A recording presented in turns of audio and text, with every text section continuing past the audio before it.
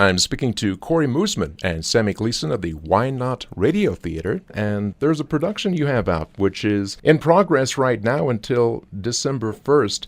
WYNOT Radio Theatre, what is it? We are a parody of old-time radio. I grew up listening to old-time radio, so I'm a big fan. And I also am a big fan of Mel Brooks and Steve Martin and Carl Reiner and parody in general. So I set out 13 years ago to create a show that was a spoof of all those things. And it's developed over the years. So the one that we're getting ready to open on the 14th is our 5th stage show. It's a brand new full show. We've been in rehearsal with it, so no one's ever seen it. It's like a detective noir? Well, it's a combination. It's like the whole conceit is that it's a variety show called the WYNOT Radio Theatre Show, where you have a cast of radio actors that we call them meta characters. And then within that variety format, we have a game show segment, we have multiple fake commercials, we have a portion of the show that the audience spins a wheel, and they get to choose which 10-minute serial that we do as the early portion of the show. And then in the long-form portion of the show is the detective, which we call Rick Luger Private Dick.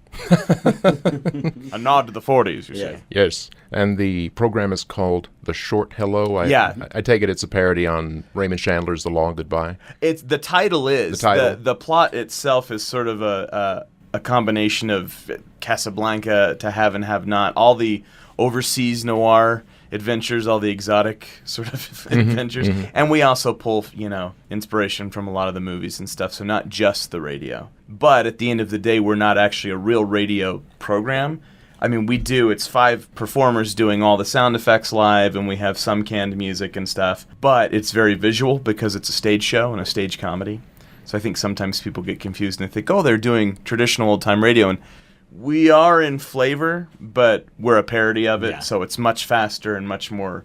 There's nothing serious about any of what we do with it. 5 actors, 90 characters, 200 plus sets and costumes. Props and costumes. Yeah.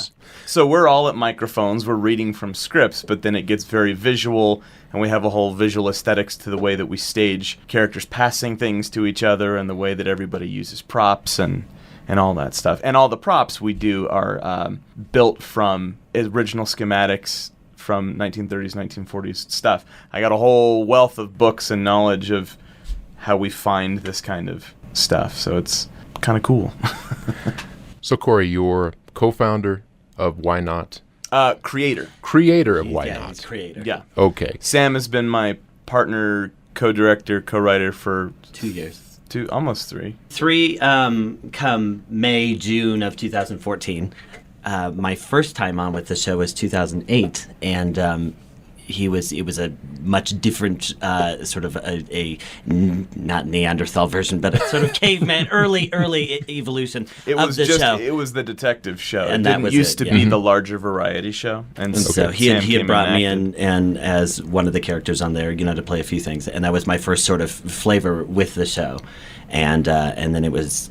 Yeah, like I said, about 2.5, almost 3 years ago, that I came back on with the extended show as it sits now, still sort of an early version of that, and that's when he brought me on as a sort of co-writer, producer, director, and it's Builders, really we do everything. Everything. So Builders of props, our website. I mean, that's our marketing. From logos, all of us. Just everything coming together as a team has really helped sort of galvanize what it is that our brand, what it is we're trying to do, and really put together a nice team, I think, to sort of get this out in the world and get people seeing what it is we do.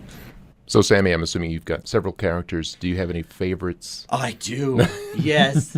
Oh man, there's a lot of them. If you want to go into that, they're all yelly. I'll step back from the microphone. There's introduce Doc Stryker. So Doc Stryker is this German coroner that's in most of Rick's adventures take place in a sort of parody version of New York in 1940 something. And Stryker 1940 something. When do you think up the numbers here? That's right. So Stryker's the doctor that I count all of the bodies. See, whenever anyone dead comes in, then Rick comes over and he says, "Will you tell me about this thing here? Look, he's sitting on the table there, and I've cut him open, and you have to see all of the parts. If you don't see all of the parts, how are you going to know how he died?" So he brings them in and he asks me questions, and I just always offer him a sandwich because usually I'm eating lunch. Bravo. Corey, I asked Sammy, do you have any favorite characters? I mean, the one I play the most. So here's the thing: when you get to be the creator, you don't get to do nearly as many of fun voices. When we're writing, I hear them all, and when we direct, because that's a lot of what I do outside of Why Not. It's sometimes very hard because I want to be like, no, just do it like this. La, la, la, la, la, you know, what I end up playing in the show the most is the private detective character. That's because that's pretty much who I am through that portion of the show. So he's the hard-boiled PI, very much, you know, I'm Rick Luger, and I'm going to do this, and I carry a gun, and I smoke a lot of cigarettes, and I drink, and I never get drunk, you know, all those sort of things. I mean, I get to jump in and do other crazy voices and all that kind of stuff, but, you know, I don't get to play nearly as much as the rest of the cast does. Corey, I was looking at your website today. Well, you both have a great deal of theater experience. Mm-hmm. You created Why Not with the theater experience. What made you want to create a parody of old-time radio on the stage? So it started out, I was working a really bad job as a medical claims analyst. Probably one of the last legitimate jobs outside of performing arts that I had. Medical claims analyst is a horrible job. Yeah, and so I got bored. I was really, really bored in the training, so I started to write a short story. And I'm not a good prose writer as much as I would love to be. And I took it to a friend, and it was the idea of the detective. And he said, "This is really kind of bad as prose." He's like, "But it's good dialogue. Why don't you turn it into a stage play?" And originally I thought, okay, it's going to be a fully staged play, like, you know, there's sets and we block it just like a regular show. And then sort of the melding of the style of hard-boiled fiction, which I'm a fan of, and then the noir genre from radio, which I'm a fan of, in the movies. It was like, okay, kind of scoosh it all together and let's make it like we're doing a radio play.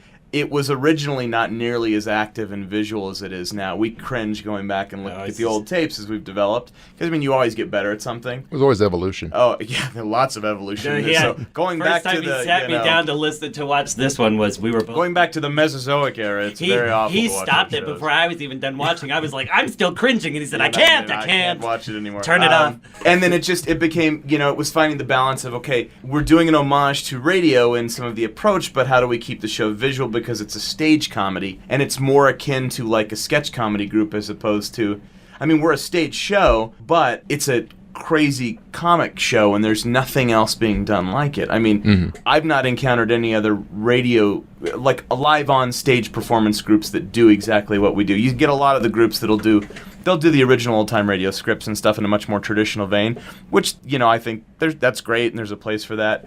My whole goal was I want to make a comedy that I could watch and you know, cry from laughing, and that's, I think, ultimately what we've produced.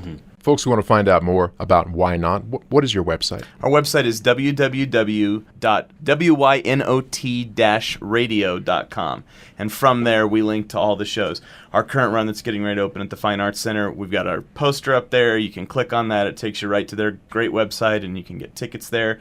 We have a Christmas show coming up after this run is complete over at the Millabo Art Theater, and that information will get up on the website once we're almost through with this current run. We've got trailers, we got clips to shows, character bios, a little bit about what we do, and yeah, all kinds of stuff. And you're on Facebook and Twitter? We are, and all those links come right, you can link off that right off of our website. Absolutely. And the Christmas show, you touched on that. The Christmas show is called It Came Upon a Midnight Deadly. We've done it, this will be now our third holiday season doing it, and it's been successful, and we've sort of jumped venues each year doing it. The FAC has been really good in allowing us to bring our madness there. Yeah, to the second stage series upstairs. Yes. And so because this is actually our third in. We did last April. We did one of our shows called The Smoking Gun Affair.